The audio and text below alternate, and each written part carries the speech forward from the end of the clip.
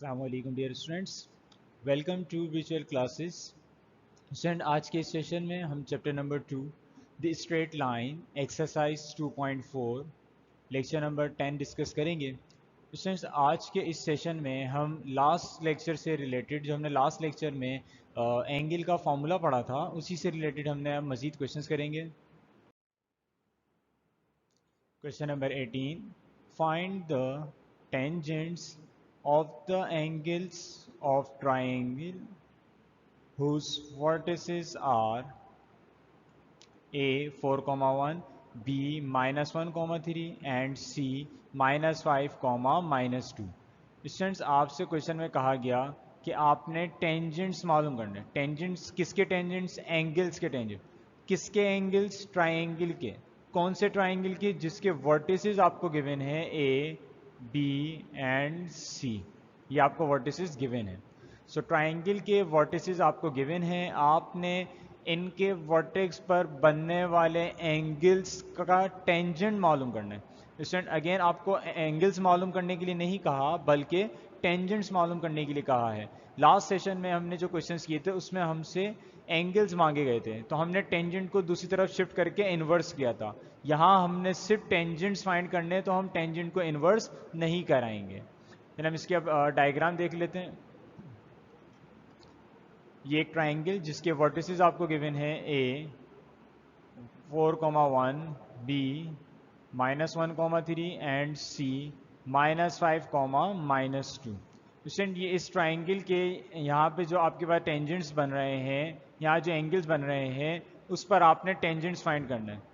Tangents find करने से पहले मुझे इन तीनों, किसी भी दो लाइंस के दरमियान अगर आपने एंगल फाइंड करना हो तो उन दोनों लाइंस का स्लोप पता होना ज़रूरी है। तो पहले हम स्लोप फाइंड करते हैं इन तीनों साइड्स के, देन हम एंगल की तरफ जाएंगे। स्लोप फाइंड करने से पहले हम इन साइड्स को नाम दे देते हैं। ये साइड ए बी, ये साइड होगा L1, बी सी साइड को हमने कह दिया L2 and similarly A C side को हमने कह दिया L3। तो स्टूडेंट, पहले हम ये इन L1, L2, L3 के स्लोप्स फाइंड करेंगे, देन इन L1, L2 तक का जो बन रहा है एंगल वो, फिर L2 से L1 तक का बनने वाला एंगल, देन L3 से L2 तक बनने वाला एंगल फाइंड करेंगे। लेकिन एंगल फाइंड करने से पहले आपको ज़रूरी है कि दो लाइंस के दरमियान, जिनके दरमियान आप एंगल मालूम कर रहे हैं, उनका स्लोप पता होना ज़रूरी। तो पहले हम तीनों के स्लोप्स निकालने के बाद इनके टेंजेंट्स फाइंड करेंगे। So let L1, L2 and L3 be the lines of sides AB, BC, AC respectively. L1 जो है वो AB साइड की साइड को कह दिया हमने, L2 जो है BC साइड की लाइन को कह दिया, L3 हमने AC साइड की लाइन को कह दिया। नाउ अब हम इसके स्लोप्स फाइंड करेंगे। स्लोप के फॉर्मूले का reference m equals to y2 minus y1 upon x2 minus x1। पहले हम स्लोप फाइंड करने जा रहे हैं L1 का। सो स्लोप ऑफ L1, अब L1 का स्लोप क्योंकि फाइंड कर रहे हैं, सो हम पॉइंट्स यूज करेंगे A और B।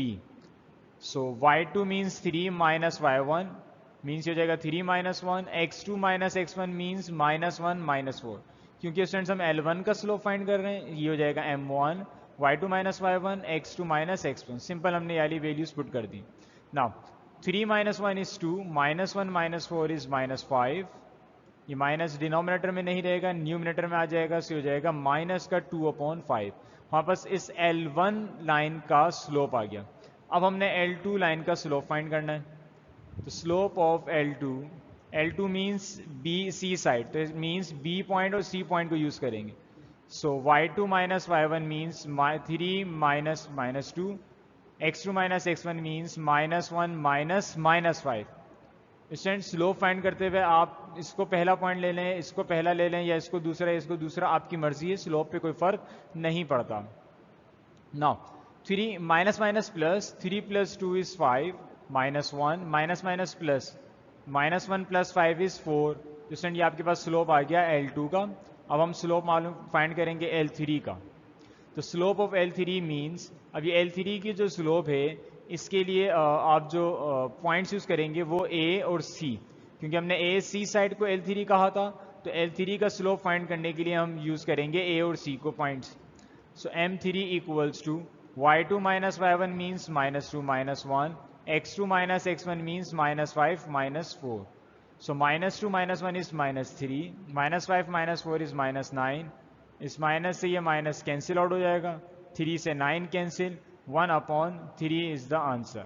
ये आपके पास तीनों लाइंस के स्लोप्स आ गए। अब हम इन तीनों लाइंस के स्लोप्स के जरिए vertex A, vertex B, vertex C पर बनने वाले एंगल्स के टेंजेंट्स फाइंड करेंगे। तो स्टूडेंट्स हमने स्लोप को यूज करके तीनों एंगल्स पर बनने वाले टेंजेंट्स फाइंड करने हैं। तो ये ट्राइंगल हमने कॉपी कर लिया ताकि हम यहाँ से पॉइंट्स ले सकें।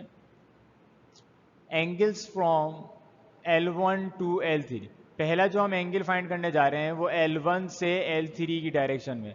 स्टूडेंट यहाँ तो हमें डायरेक्शन की एंगल की डायरेक्शन गिवन नहीं थी, लेकिन हमें ये बात जहन में रखनी है कि हम हमेशा एंटी क्लॉकवाइज डायरेक्शन में एंगल को फाइंड करते हैं। हम हमेशा एंटी क्लॉकवाइज डायरेक्शन में एंगल को फाइंड करते हैं। सो L1 से L3 ये डायरेक्शन बनेगी अगर हम एंटी क्लॉकवाइज के तौर पर जाएं। ठीक है, सो हमने पहला एंगल जो वर्टेक्स ए पर बन रहा है उसको हमने क्या कहा, वो एंगल कहाँ से कहाँ तक बन रहा है, L1 से L3 तक। तो स्टूडेंट इसकी जो फॉर्मूला बनेगा, जो लाइन बाद में है उसका स्लोप पहले m3 - m1 upon 1 + m1 m3। Student again मैं आपको रिवाइज करा दूं कि जिस लाइन से लेकर जिस लाइन तक बन रहा होता है, जो लाइन बाद में मेंशन होती है उसका स्लोप पहले आता है, और जो पहले मेंशन होती है उसका स्लोप बाद में। बाकी डिनोमिनेटर में कोई फर्क नहीं पड़ता। अब हम इन वैल्यूज़ को जो m1 m2 m3 की हमारे पास आई थी, इनको हम यूज़ करेंगे इस फॉर्मूले में। m3 की वैल्यू 1/3, m1 की वैल्यू -2/5। तो सिंपल हमने वैल्यूज़ को पुट करा, m1 की जगह m1 की वैल्यू और m3 की जगह m3 की वैल्यू। हम इसको सिंप्लीफाई करेंगे तो हो जाएगा minus minus plus 1/3 plus 2/5, denominator में हो जाएगा 1 plus minus minus 2 times 1 is 2, 5 times 3 is 15। Student LCM numerator में भी और डिनोमिनेटर में भी। और क्योंकि स्टूडेंट्स ये वर्टेक्स ए पर बन रहा था तो हमने इसको नाम दे दिया टेंजेंट एंगल ए। ये जो एंगल है ये कहाँ पे बन रहा है, ए पर, so angle A.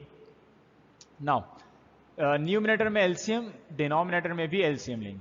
So numerator में जब आप एलसीएम लोगे तो जाएगा 5 times 1 is 5, 3 times 2 is 6, 3 times 5 is 15, 5 times 1 is 5, 3 times 2 is 6, 5 times 3 is 15।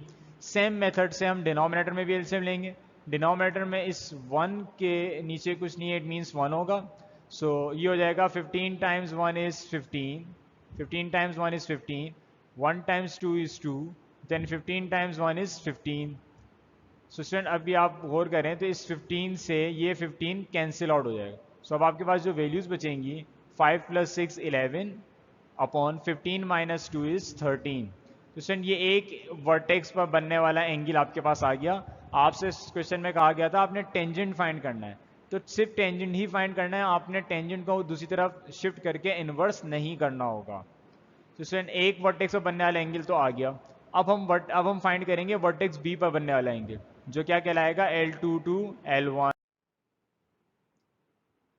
अब जो हम एंगल फाइंड करने जा रहे हैं, angle from L2 to L1, इस पॉइंट पे वर्टेक्स बी पर बनने वाले एंगल को हमने टेंजेंट फाइंड करना है। तो अगर मैं इसकी एंटी क्लॉकवाइज डायरेक्शन देखूं तो स्टूडेंट एंटी क्लॉकवाइज डायरेक्शन कुछ इस क्लॉक जो है इस तरह चलती है। ठीक है, एंटी क्लॉकवाइज डायरेक्शन इसके ऑपोजिट होगी, मींस एंटी क्लॉकवाइज डायरेक्शन कुछ इस तरह से होगी। तो इसका मतलब ये हुआ कि L2 से L1 तक का एंगल बनेगा हमारा। तो हमारी डायरेक्शन क्या होगी एंगल की, L2 टू L1। सो क्योंकि L1 बाद में मेंशन है तो इसका स्लोप पहले आ जाएगा। सो फॉर्मूला बनेगा tangent theta equals to m1 - m2 upon 1 + m1 m2। Student ये m1 m2 की वैल्यूज हम लास्ट स्लाइड में निकाल चुके हैं। सो वो वैल्यूज थी, m1 की वैल्यू -2/5 थी और m2 की वैल्यू 5/4। सिंपल इसको हम फॉर्मूले में वैल्यू पुट करेंगे, -2/5 माइनस m2 की value 5/4, 1 + m1 is -2/5, m2 is 5/4। So numerator में भी एलसीएम आ रहा है और डिनोमिनेटर में भी एलसीएम आ रहा है। सो न्यूमिनेटर के फ्रैक्शंस फिलहाल एज इट इज, डिनोमिनेटर में है 1 plus minus minus 2 times 5 is 10 upon 5 times 4 is 20। Student again इस एंगल की जगह क्या आ जाएगा, एंगल बीटा, क्योंकि हम वर्टेक्स बी पर बनने वाले एंगल को फाइंड कर रहे हैं। सो अब न्यूमिनेटर में भी एलसीएम, डिनोमिनेटर में भी एलसीएम आ जाएगा। सो न्यूमिनेटर में जब आप एलसीएम लोगे 4 times -2 is -8, 5 times 5 is 25, 5 times 4 is 20। पहले क्रॉस मल्टीप्लीकेशन कराते हैं, देन डिनोमिनेटर्स आपस में मल्टीप्लाई होते हैं। सिमिलरली डिनोमिनेटर में इस 1 के नीचे कुछ नहीं है, इट मीन्स 1 होगा। सो अगेन आपने क्या करना होगा, एलसीएम लेना होगा डिनोमिनेटर में। So 20 times 1 is 20, 1 times 10 is 10, then ये आपस में 20 टाइम्स 1 इज 20। तो स्टूडेंट ये 20 से ये 20 आउट कैंसिल आउट हो जाएगा।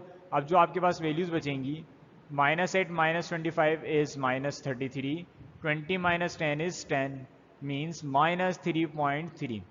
तो इट मीन्स वर्टेक्स बी पर बनने वाले एंगल के जो टेंजेंट की वैल्यू आई वो -3.3 आई। हमसे टेंजेंट मालूम करने के लिए कहा गया था, हमसे एंगल फाइंड करने के लिए नहीं कहा। हमसे उस एंगल पर टेंजेंट की वैल्यू फाइंड करने के लिए कहा गया था, इसलिए अब हम टेंजेंट को इन्वर्स नहीं कराएंगे, बल्कि यही हमारा आंसर हो जाएगा। तो स्टूडेंट हमने दो वर्टेक्स पर बनने वाले एंगल्स का टेंजेंट्स फाइंड कर लिए। अब थर्ड वाले एंगल पर मींस थर्ड वाले वर्टेक्स पर मींस सी पर बनने वाले एंगल का टेंजेंट मालूम करेंगे। अब जो वर्टेक्स सी पर जो टेंजेंट बनेगा, एंगल बनेगा, उसकी डायरेक्शन क्या होगी? अगेन स्टूडेंट एंटी क्लॉकवाइज हम देखेंगे। इट मींस L3 से L2 की तरफ डायरेक्शन बन रही होगी, L3 से L2। So angle from L3 to L2, L2 क्योंकि बाद में मेंशन है, इसका स्लोप पहले आएगा। Range theta equals to M2 minus M3 upon 1 plus M2 M3। Student ये M2 और M3 की वैल्यूज जो हमने लास्ट इसी क्वेश्चन के स्टार्ट में हमने फाइंड की थी। सो M2 की वैल्यू है 5/4, M3 की वैल्यू है 1/3। सिंपल हम वैल्यूज पुट करते हैं। M2 की जगह 5/4, M3 की जगह 1/3, 1 प्लस M2 की जगह 5/4, M3 की जगह 1/3। सिंप्लीफाई करेंगे इसको तो हो जाएगा 5/4 minus 1/3, 1 plus 5 times 1 is 5, 4 times 3 is 12। Numerator की values as it is, denominator में मल्टीप्लीकेशन हो रही थी, हमने मल्टीप्लाई करा लिया ना। अब दोनों में हम एलसीएम फाइंड करेंगे। So tangent angle C equal हो जाएगा 3 times 5 is 15, 4 times 1 is 4, 4 times 3 is 12। So denominator में इस 1 के नीचे कुछ नहीं, तो इट मीन्स ये हो जाएगा 1। सो इसका जब हम एलसीएम लेंगे तो हो जाएगा 12 times 1 is 12, 1 times 5 is 5, 12 times 1 is 12। So again इस 12 से ये 12 आउट कैंसिल आउट हो जाएगा, और आपके पास जो अब वैल्यूज बचेंगी 15 minus 4 is 11 upon 12 plus 5 is 17। So student आपने तीनों वर्टेक्स पर बनने वाले एंगल्स के टेंजेंट्स फाइंड कर लिए। स्टूडेंट अगर आपसे कहा जाता है कि आप एंगल्स फाइंड करें, सो हम हर एंगल में टेंजेंट को इन्वर्स कराते और फिर एंगल को फाइंड आउट करते। यहाँ पर आपसे सिर्फ क्वेश्चन में टेंजेंट फाइंड करने के लिए कहा गया था, तो हमने तीनों एंगल्स पर टेंजेंट की वैल्यू निकाली, हमने किसी में भी टेंजेंट को इन्वर्स नहीं कराया। तो स्टूडेंट यही आपसे क्वेश्चन में पूछा गया था, हमारा क्वेश्चन यहाँ कंप्लीट हो गया। अब हम नेक्स्ट क्वेश्चन की तरफ मूव करेंगे। Question number 15, find the measure of the angle from a line with slope -2/3 to y-axis। Student आपने एंगल फाइंड करना है। आपने जो है क्वेश्चन में आपसे कहा गया find the measure of the angle from a line, एक ऐसी लाइन से जिसका स्लोप -2/3 है, टू कहाँ तक? y-axis तक। फर्स्ट पार्ट में आपने y-axis तक का एंगल मालूम करना है इस लाइन से लेकर जिसका स्लोप आपको गिवन है, और सेकेंड पार्ट में आपने x एक्सिस तक का स्लोप फाइंड करना होगा फ्रॉम सेम लाइन जिसका आपको स्लोप गिवन है। सो इसकी डायग्राम ज़्यादा इंपॉर्टेंट है स्टूडेंट, डायग्राम पे आप ज़्यादा ध्यान दीजिएगा। सो इसकी डायग्राम ये x एक्सिस, y एक्सिस, आपको जो एक लाइन का स्लोप गिवन है वो नेगेटिव है, इट मीन्स वो सेकेंड क्वाड्रेंट में लाइन होगी। सेकेंड क्वाड्रेंट में लाइन आ गई। फर्स्ट क्वाड्रेंट में लाइन जब बनाते हैं जब आपके पास स्लोप पॉजिटिव हो, तो हमने यहाँ पे सेकेंड क्वाड्रेंट में एक लाइन ड्रॉ की, इसका आपको स्लोप गिवन है, और आपसे कहा गया आप इस लाइन से लेकर y एक्सिस तक का एंगल मालूम करें।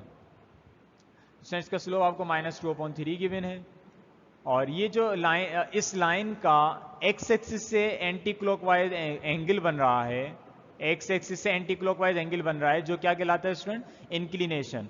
हमने प्रीवियस लेक्चर में पढ़ा था कि पॉजिटिव x एक्सिस से एंटी क्लॉकवाइज डायरेक्शन तक का जो एंगल बनता है वो एंगल इंक्लिनेशन कहलाता है। उसको हमने यहाँ रिप्रेजेंट कर दिया थीटा से। स्टूडेंट आपने क्या फाइंड करना है? आपने इस लाइन से, आपने इस लाइन L1 से लेकर वाई एक्सिस तक का ये वाला एंगल मालूम करना है आपने L1 से वाई एक्सिस तक का एंगल मालूम करना है, इसको हम कह देते हैं अल्फा। सो इट मीन्स हमने अल्फा की वैल्यू फाइंड करनी है, हमने अल्फा की वैल्यू फाइंड करनी है। तो स्टूडेंट अगर आप गौर करें, सो थीटा से लेकर इस अल्फा तक का टोटल एंगल कितना होगा? ये एंगल जो है 3 क्वाड्रेंट्स को कवर कर रहा है। एक क्वाड्रेंट में 90 डिग्री एंगल होता है, सेकंड में भी 90, थर्ड में भी 90। इट मीन्स ये टोटल एंगल जो है वो 270 हो रहा होगा। इसका मतलब ये हुआ कि थीटा प्लस अल्फा बराबर आ जाएगा 270 के। ठीक है स्टूडेंट्स, थीटा प्लस अल्फा किसके बराबर आ जाएगा? 270 एंगल के, 270 डिग्री के। तो पहले हम इसको लेट कर लेते हैं। Let L1 be the line with slope -2/3। L1 वो लाइन है जो जिसका हमें स्लोप गिवन है -2/3 एंड इंक्लिनेशन थीटा, और उसके इंक्लिनेशन को क्या कह दिया हमने? थीटा कह दिया। ना theta plus alpha equals to what? 270 degree.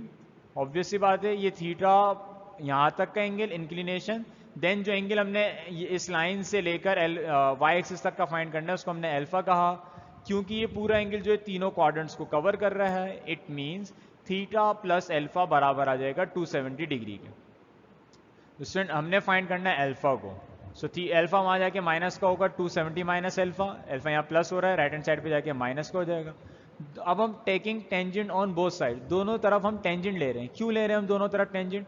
वो इसलिए जब लेफ्ट हैंड साइड पे टेंजेंट आएगा तो ये फॉर्मूला बन जाएगा स्लोप का। ये फॉर्मूला किसका बन जाएगा स्टूडेंट? स्लोप का। स्लोप का फॉर्मूला क्या होता है? m equals to tan theta. Theta उसमें क्या होता है? इंक्लिनेशन।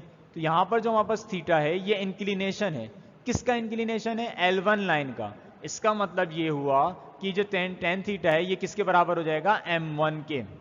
ये m1 के बराबर हो जाएगा, और 10 to 70 माइनस अल्फा बराबर होता है 10 to 70 minus alpha equals to cot alpha. ये स्टूडेंट आपको प्रॉपर्टी याद रखनी पड़ेगी कि 10 to 70 माइनस अल्फा बराबर होता है कॉट अल्फा के। सो इस 10 थीटा की जगह आ जाएगा m1 इक्वल्स टू, और इसकी जगह आ जाएगा आपके पास 10 to 70 माइनस अल्फा बराबर आ गया कॉट अल्फा के। m1 की वैल्यू -2/3 कॉट अल्फा, कॉट बराबर होता है 1/10 के। हो जाएगा -2/3 इक्वल्स टू 1/10 अल्फा। जब हम स्टूडेंट इसको रेसिप्रोकल करेंगे, किसी एक साइड के फ्रैक्शन को जब हम रेसिप्रोकल करते हैं सो ऑटोमेटिकली दूसरी साइड का फ्रैक्शन भी रेसिप्रोकल होता है। तो जब हम राइट हैंड साइड के फ्रैक्शन को रेसिप्रोकल करेंगे 1/10 अल्फा को, सो हो जाएगा 10 अल्फा अपॉन 1 लिखने की ज़रूरत नहीं है। सिमिलरली जब ये लेफ्ट हैंड साइड पे 2/3 रेसिप्रोकल होगा तो हो जाएगा 3/2 माइनस एज इट इज़। तो स्टूडेंट हमसे क्योंकि अल्फा मालूम करना है, हमने इस लाइन से लेकर वाई एक्सिस तक का एंगल फाइंड करने के लिए कहा गया था, तो हम इस टेंजेंट को दूसरी तरफ शिफ्ट करके इन्वर्स कर देंगे। सो अल्फा बराबर हो जाएगा टेंजेंट इनवर्स -3/2। सो स्टूडेंट ये आपको एंगल फाइंड करना था, alpha equals to tangent inverse -3/2। ये वो एंगल है जो L1 से वाई एक्सिस तक का है। So alpha equals to tangent inverse -1.5, 3 divide by 2 is 1.5। आपके जो बुक में आंसर है वो -1.5 गिवन है। तो सर फर्स्ट पार्ट में आपसे कहा गया था कि आपने L1 जिसका स्लोप आपको -2/3 गिवन है, वहां से लेकर उस लाइन से लेकर आपने वाई एक्सिस तक का एंगल फाइंड करना था, वो हमने कर लिया। अब सेकेंड पार्ट में आपसे कहा गया सेम लाइन है, आप इस सेम लाइन से जिसका स्लोप -2/3 गिवन है, इस लाइन से लेकर सिर्फ एक्स एक्सिस तक का एंगल फाइंड करें। सिर्फ और सिर्फ एक्स एक्सिस तक का एंगल आपने फाइंड करना है सेकंड पार्ट में। तो हम सेकंड क्वेश्चन नंबर 15 अगेन मैं आपको रिवाइज करा दूं कि क्वेश्चन 15 में आपसे कहा गया था find the measure of the angle from a line with slope -2/3 to x axis. अब हमें सेम लाइन गिवन है, हमने उस लाइन से लेकर एक्स एक्सिस तक का स्लोप फाइंड करना है। सो एक्स एक्सिस, वाई एक्सिस, ये लाइन जिसका स्लोप आपको गिवन है -2/3, इसका इंक्लिनेशन क्या हो जाएगा स्टूडेंट? थीटा। सेम वही जो हमने फर्स्ट पार्ट में यूज किया था, लेकिन अब जो आपने एंगल फाइंड करना है वो थीटा इस लाइन से लेकर एक्स एक्सिस तक, सिर्फ ये वाला एंगल फाइंड करना है। इस लाइन से लेकर एक्स एक्सिस तक का एंगल फाइंड करना है। तो इट मीन्स इस एंगल को हम कह देते हैं अल्फा, जिस तरह हमने पार्ट 1 में कहा था। सो ये थीटा प्लस अल्फा स्टूडेंट किसके बराबर हो जाएगा? थीटा प्लस अल्फा बराबर हो जाएगा 180 के। थीटा प्लस अल्फा किसके बराबर हो जाएगा? 180 डिग्री के। So let L1 be the line with slope -2/3 and inclination theta. So theta plus alpha equals to 180. Same उसी पैटर्न पे चलेगा जिस तरह हमने लास्ट क्वेश्चन किया था, पार्ट 1 किया था 15 का. सो थीटा प्लस एल्फा, अब जो एंगल का सम बन रहा है वो 180 है. इससे पहले एंगल वाई एक्सिस तक का आ रहा था, इट मीन्स 3 क्वाड्रेंट कवर हो रहे थे, तो वो 270 के बराबर लिया था. अब जो एंगल कवर कर रहा है वो सिर्फ 2 क्वाड्रेंट कवर कर रहा है, तो it means theta plus alpha बराबर हो जाएगा 180 के. और एल्फा इक्वल्स टू की राइट हैंड साइड पे जाके जब शिफ्ट होगा सो हो जाएगा theta equals to 180 minus alpha, taking tangent on both sides. So left hand side पे हो जाएगा tan theta equals to tangent 180 minus alpha. Again student क्योंकि ये थीटा इंक्लिनेशन है तो इट मीन्स टेन थीटा जो है ये स्लोप का फॉर्मूला बन जाएगा. ये इंक्लिनेशन किसका है? L1 का. क्योंकि L1 का इंक्लिनेशन है सो इसका जो स्लोप होगा वो हो जाएगा M1 और टेंजेंट 180 माइनस एल्फा बराबर होता है माइनस टेंजेंट एल्फा के. सो टेन थीटा की जगह M1 आ गया, इस टेंजेंट 180 माइनस एल्फा की जगह आ जाएगा माइनस का टेंजेंट एल्फा. M1 की जगह M1 की वैल्यू आ गई जो हमें गिवन थी -2/3. टेंजेंट 180 माइनस एल्फा बराबर हो गया माइनस टेंजेंट एल्फा के, वो उसकी जगह पे माइनस टेंजेंट एल्फा आ गया. इस माइनस से ये माइनस कैंसिल आउट हो जाएगा. सो आपके पास वैल्यू बचेगी टेंजेंट एल्फा इक्वल्स टू 2/3. क्योंकि हमें अल्फा एंगल फाइंड करना है सो हम टेंजेंट को दूसरे शिफ्ट कराएंगे, सो हो जाएगा alpha equals to tangent inverse 2/3. तो स्टूडेंट इस क्वेश्चन में आपसे फर्स्ट पार्ट में कहा था कि आप गिवन लाइन जिसका स्लोप आपको गिवन है उस लाइन से वाई एक्सिस तक का एंगल मालूम करें, वो हमने फाइंड किया. और सेकेंड पार्ट में आपसे कहा गया था कि इसी लाइन से लेकर एक्स एक्सिस तक का एंगल फाइंड करें जो आ गया alpha equals to tangent inverse 2/3.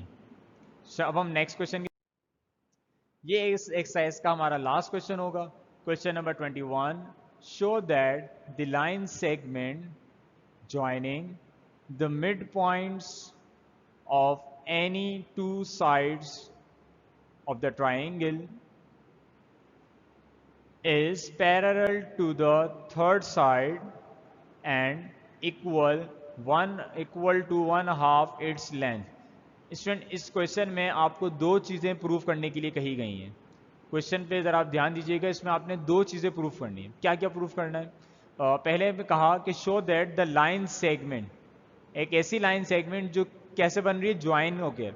किससे ज्वाइन होगा? मिड पॉइंट को ज्वाइन करके बन रही है. मिड पॉइंट किस चीज़ के?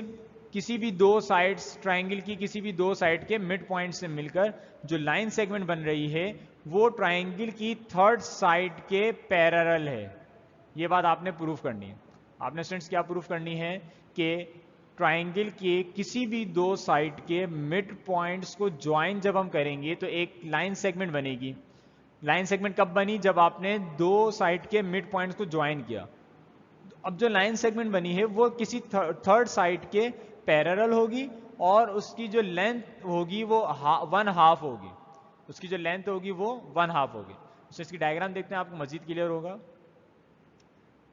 X axis y axis. Student यहाँ पे आप अगर आप गौर करें तो आपको ट्राइंगल के वर्टिसेस नहीं गिवन, तो हमने ट्राइंगल खुद से बनाकर और उसके वर्टिसेस को जर्नल सपोज करना होगा.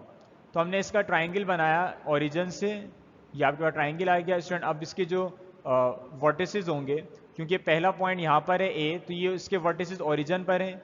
ये वर्टेक्स ओरिजिन पर मौजूद है तो पहले पॉइंट के कोऑर्डिनेट्स हो जाएंगे 0,0.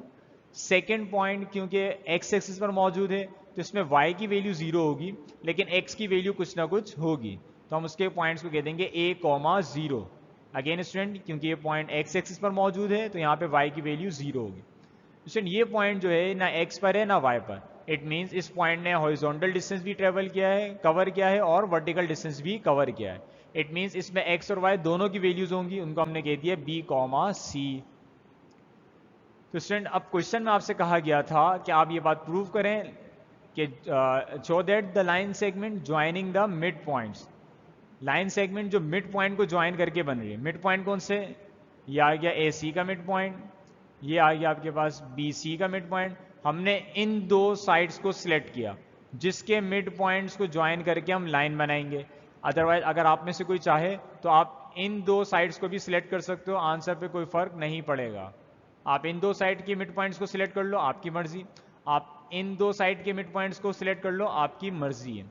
फिलहाल मैंने इस क्वेश्चन में इस ए सी का मिड पॉइंट डी और इस बी सी का मिड पॉइंट ई सिलेक्ट किया है। हमने इन दो साइड्स के मिड पॉइंट्स को ज्वाइन करके एक लाइन बनाएंगे। सो क्वेश्चन में कहा कि जब मिड पॉइंट्स को ज्वाइन करके आप लाइन बनाएंगे तो वो थर्ड साइड के पैरेलल होगी। ये बात आपने प्रूव करनी है। आपने क्या प्रूव करना है कि मिड पॉइंट से जो लाइन बनाई है आपने ज्वाइन करके, वो थर्ड साइड के पैरेलल है। दो साइड के हमने मिड पॉइंट लिए, स्टूडेंट हमने दो साइड के क्या लिए, मिड पॉइंट। एक मिड पॉइंट लिया हमने ए सी साइड का और एक मिड पॉइंट लिया हमने बी सी साइड का। इन दोनों के मिड पॉइंट से ज्वाइन करके एक लाइन ड्रॉ की। ये लाइन जो है थर्ड साइड के पैरेलल है, इस बात को हमने प्रूव करना है। सो इसको प्रूव करने के लिए हमें दोनों के स्लोप्स निकालने होंगे। जब दोनों के स्लोप्स अगर बराबर आ गए तो इट मीन्स ये दोनों लाइंस पैरेलल हैं, क्योंकि दो लाइंस जब पैरेलल होती हैं तो उनके स्लोप्स आपस में बराबर होते हैं। ये बात हम प्रीवियस एक्सरसाइजेज में पढ़ चुके हैं। तो स्टूडेंट मैं इस लाइन का तो स्लोप फाइंड कर सकता हूँ क्योंकि मुझे इसके वर्टिसेस पता है, बट इस डी और ई के वर्टिसेस नहीं पता। तो पहले मुझे इन पॉइंट्स को फाइंड करना होगा, देन ही मैं इस लाइन का स्लोप फाइंड कर सकूंगा। सो पहले तो हमने इन वर्टिसेस को नाम देने, let A 0,0, B a,0 and C b,c are the vertices of triangle ABC. D and E are the midpoints of sides AC and BC respectively. Student हमने इन वर्टिसेस को क्वेश्चन में नहीं दिए गए थे ट्राइंगल के वर्टिसेस, तो हमने खुद से सपोज किए और हमने D मिड पॉइंट लिया कौन सी साइड का, AC का। D मिड पॉइंट है AC का और E मिड पॉइंट है BC का। सो अब हम फाइंड करेंगे पहले इन D और E को। D और E क्या है स्टूडेंट्स, मिड पॉइंट्स हैं। तो इनके कोऑर्डिनेट्स फाइंड करने के लिए आप मिड पॉइंट का फॉर्मूला यूज करेंगे। मिड पॉइंट का फॉर्मूला हमने 2.2 के स्टार्ट में पढ़ा था, px, y equals to px1 plus x2 upon 2 y1 plus y2 upon 2। पहले हम फाइंड कर रहे हैं d का mid point. d mid point है a और c का। So x1 plus x2 means 0 plus b upon 2, y1 plus y2 means 0 plus c upon 2, 0 plus B upon 2 means b upon 2, 0 plus C means c upon 2। Student ये एक mid point आपके पास आ गया D। अब हम second mid point E find करेंगे। E जो student mid point है वो B और C का है। C हो जाएगा B E x, y equals to x1 plus x2 upon 2 means a plus b upon 2, y1 plus y2 upon 2 means 0 plus c upon 2। तो इसका मिड पॉइंट कंप्लीट हो जाएगा a plus b upon 2, c upon 2। Student दोनों के mid point आ गए। अब हम इस लाइन का भी स्लोप फाइंड कर सकते हैं और इस लाइन का भी स्लोप फाइंड कर सकते हैं। दोनों लाइंस के स्लोप्स इक्वल आने चाहिए, तभी ये बात प्रूव होगी कि ये दोनों साइड्स जो हैं वो क्या हैं, पैरेलल हैं। हमने दोनों साइड्स को पैरेलल प्रूव करना था और क्या बात प्रूव करनी थी कि ये इक्वल है 1/2 इट्स लेंथ के। सो पहले पैरेलल प्रूव करते हैं इनके स्लोप्स। ये डायग्राम आपके पास आ गई। इसमें आपने अब स्लोप फाइंड करेंगे हम पहले ए बी का, ए बी साइड का स्लोप फाइंड करेंगे। सो स्लोप का formula m equals to y2 minus y1 upon x2 minus x1, क्योंकि हम ए बी का स्लोप फाइंड कर रहे हैं। सो y2 मीन्स 0, y1 भी 0, y2 minus y1 means 0 minus 0, x2 minus x1 means a minus 0। इससे numerator में 0 minus 0 means 0, 0 divide by anything is 0। So A B line का स्लोप आ गया 0। ऑब्वियसली बात है इसका स्लोप 0 आना भी था क्योंकि ये x एक्सिस पर बन रही है। ये लाइन कहाँ बन रही है, x एक्सिस पर। सो x एक्सिस का स्लोप 0 होता है। स्टूडेंट अब हम फाइंड करेंगे D और E का स्लोप। D के कोऑर्डिनेट्स आए थे b upon 2, c upon 2। E के कोऑर्डिनेट्स आए थे a plus b upon 2, c upon 2। सो मैं slope of DE y2 minus y1 means c2 minus c2, c upon 2 minus c upon 2, x2 means a plus b upon 2 minus x1 means b upon 2। Student अगर आप गौर करें तो denominator में c upon 2 से c upon 2 cancel out हो जाएगा, means 0 हो जाएगा। सो इट मीन्स न्यूमिनेटर अगर 0 है तो डिवाइड बाय एनीथिंग इज 0। तो इसका स्लोप भी क्या आ गया स्टूडेंट, 0 आ गया। तो क्योंकि इन दो मिड पॉइंट से, दो साइड के मिड पॉइंट से ज्वाइन होगा बनने वाली लाइन सेगमेंट और इसकी थर्ड साइड, ट्राइंगल की थर्ड साइड का स्लोप जो है वो क्योंकि दोनों का सेम आ गया, it means slope of A B equals to slope of D E, means A B and D E are parallel. एक बात तो स्टूडेंट पूरी हो गई कि हमने ये बात प्रूव करनी थी कि ए बी जो है दो साइड के मिड पॉइंट से बनने वाली लाइन सेगमेंट थर्ड साइड के पैरेलल है। इन दो साइड के हमने मिड पॉइंट से ज्वाइन करके लाइन बनाई थी और उसको प्रूव कर दिया कि वो थर्ड साइड के पैरेलल है। स्टूडेंट अब एक बात और आपसे प्रूव करने के लिए कही गई थी कि इसकी जो लेंथ है वो हाफ ऑफ इट्स लेंथ है। जो मिड पॉइंट को ज्वाइन करके आपने लाइन सेगमेंट बनाई है उसकी जो लेंथ है वो इसकी हाफ के बराबर है। तो पहले हम इन दोनों की लेंथ फाइंड कर लेते हैं, फिर देखते हैं हमने क्या प्रूफ करना था। सो लेंथ मालूम करना हो या डिस्टेंस दो पॉइंट के दरमियान मालूम करना हो, हम फॉर्मूला सेम यूज करते हैं, डिस्टेंस फॉर्मूला। पहले हम डिस्टेंस लेंथ फाइंड करेंगे ए बी की, A B. So x1 y1 x2 y2, x2 minus x1 का whole square means a minus 0 का whole square, y2 minus y1 means 0 minus 0 का whole square. Student ये 0 minus 0 neglect हो जाएगा, 0 minus 0 0, 0 का square 0 आ जाएगा। a माइनस 0 मीन्स a का square a square minus 0 means a square, square से root cancel, तो ए बी की लेंथ आ गई a यूनिट। ए बी की लेंथ क्या आ गई स्टूडेंट? a units. ये ए बी की लेंथ है, ये अब हम फाइंड करेंगे डी ई की लेंथ। सो डी ई की लेंथ फाइंड करने के लिए हमने डायग्राम को कॉपी किया। D E x2 minus x1 का whole square, y2 minus y1 का होल स्क्वायर। सिंपल हमने इन डी और ई के कोऑर्डिनेट्स पुट कर दिए। y2 माइनस y1 ये दोनों प्लस ऑपोजिट साइड्स के हैं तो ये कैंसिल आउट हो जाएंगे। सेकंड ब्रैकेट तो हो जाएगा 0, फर्स्ट ब्रैकेट में एलसीएम आ रहा है, दोनों के डिनोमिनेटर सेम है।